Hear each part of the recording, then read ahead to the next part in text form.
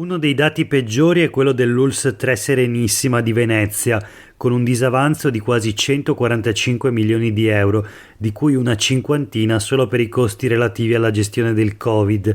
Uno dei dati migliori è invece quello dell'ULSS 2 Marca Trevigiana, che ha chiuso in attivo con un avanzo di 129.000 euro. Sono i conti della sanità veneta relativi al 2022, ma a preoccupare in realtà è l'anno corrente. Se per il 2023 non arriveranno ulteriori risorse dallo Stato, servirebbero circa 400 milioni di euro, la Regione rischia di mettere mano al bilancio ordinario, e cioè togliere fondi da altri capitoli di spesa per pagare la sanità. Questo è Sveglia Veneto, il primo podcast dedicato all'informazione vista da nord-est. Io sono Jack Calcetto. Oggi è lunedì 8 maggio 2023. La prima notizia del giorno riguarda la sanità. ULSS Venete in rosso. Ripiano con il tesoretto, questo il titolo sul gazzettino dell'articolo di Alda Vanzan, di cui vi ho letto il primo paragrafo. Ci sono le dichiarazioni del direttore generale dell'area sanità e sociale della regione del Veneto, Massimo Annicchiarico, che dice: siamo tra i pochi virtuosi, non saranno necessarie manovre correttive. Il buco nei conti delle ULSS è effetto di rincari di materie prime ed energia. Per il 2023 serviranno 400 milioni di euro in più.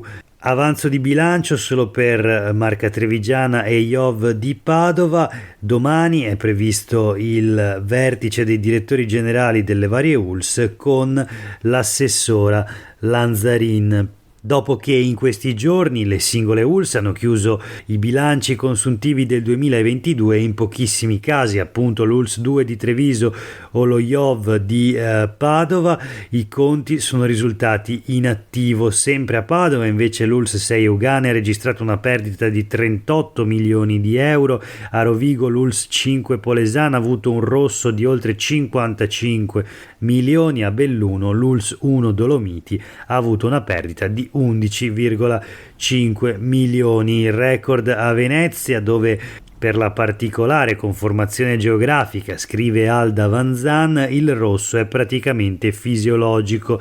Al netto del Covid, la perdita di esercizio è passata dai 94 milioni del 2020 ai 122 del 2021 ed è scesa a 94 di nuovo nel 2022. Ma cosa comporteranno i bilanci in rosso delle ULSS? In realtà nulla, dice il direttore generale dell'area sanità e sociale della regione Veneto, Massimo Annicchiarico, perché complessivamente il settore ha registrato un pareggio. In pratica, come avviene ogni anno, alle varie ULSS è stata data una quota del riparto regionale, ma da parte era stata tenuta una somma che alla fine si è rivelata utile per far quadrare i conti. Il risultato: complessivamente il bilancio sanitario regionale è in pareggio. Dice Annicchiarico, il bilancio sanitario regionale del 2022 è stato valutato dal Ministero dell'Economia e delle Finanze, che ha certificato il pareggio.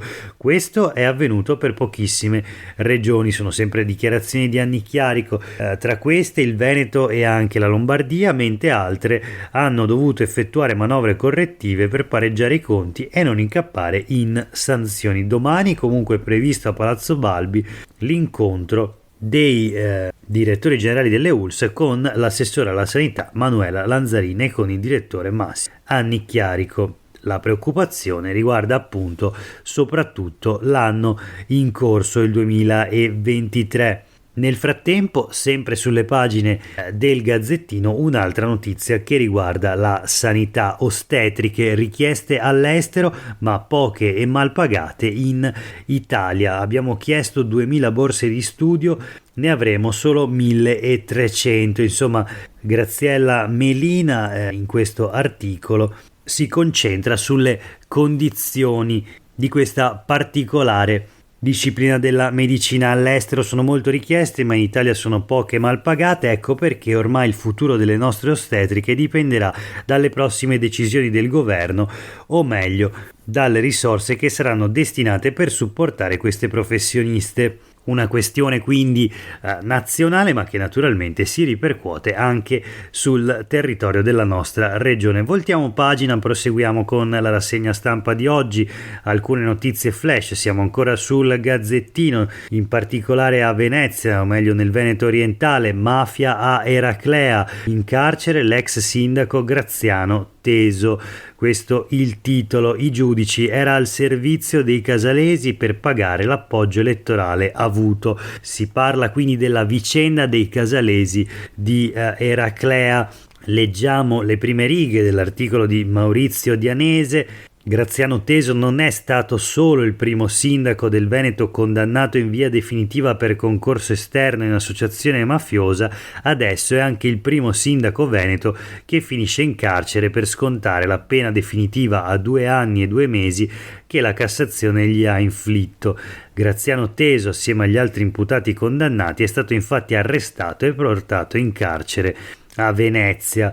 Probabile che non resti molto dietro le sbarre di Santa Maria Maggiore, aggiunge il giornalista, vista l'età, 74 anni e qualche problema di salute, ma in ogni caso si tratta di un segnale fortissimo che la magistratura sta dando a Eraclea, una città che attende ora la conclusione del processo con rito normale. Graziano Teso aveva scelto il rito abbreviato per usufruire degli sconti di pena, appunto attendono invece la conclusione del processo con rito normale i big del clan dei casalesi di Eraclea, a cominciare da Luciano Donadio.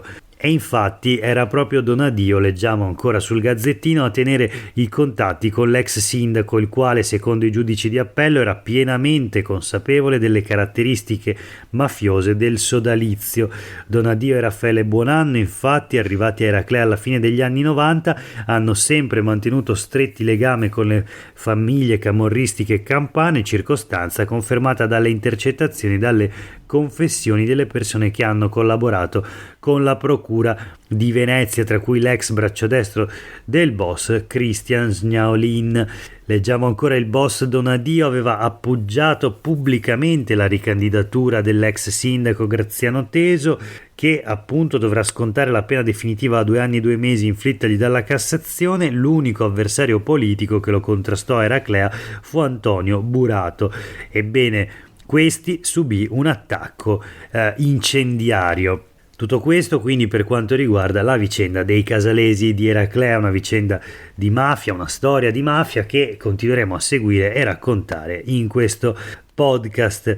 Chiudiamo la rassegna di stampa di oggi con 2 notizie flash sui quotidiani del gruppo Gedi. L'economia della montagna, Dolomiti Superski guarda già all'estate, da sabato riapriremo 120 impianti. Leggiamo le dichiarazioni del presidente Andy Varallo, che dice: pronti format e pacchetti per bici ed escursionisti. Se non è destagionalizzazione questa, la stagione dello sci è stata super, continuiamo a investire, dice ancora il presidente del Dolomiti Superski. Le critiche ambientaliste, c'è qualcuno che ci marcia sopra. Questa l'opinione appunto di Andy Varallo. L'app sarà collegata alla tessera a punti, in ogni momento conoscerete il saldo. Quest'altra informazione e un focus sui numeri: si tratta del miglior inverno di sempre per quanto riguarda il consorzio sciistico, venduti 3,6 milioni di ski pass. E comunque, come già avevamo detto in una scorsa puntata di Sveglia Veneto, il prezzo dello ski pass continuerà ad aumentare nonostante appunto l'aumento anche degli sciatori e delle vendite, quindi anche dei profitti del consorzio Dolomiti Superski. Ultima notizia di oggi: percorre l'autostrada A27 contromano, si schianta contro 2 auto, muore 67enne, la vittima Bruno Sabadin, residente a Treviso.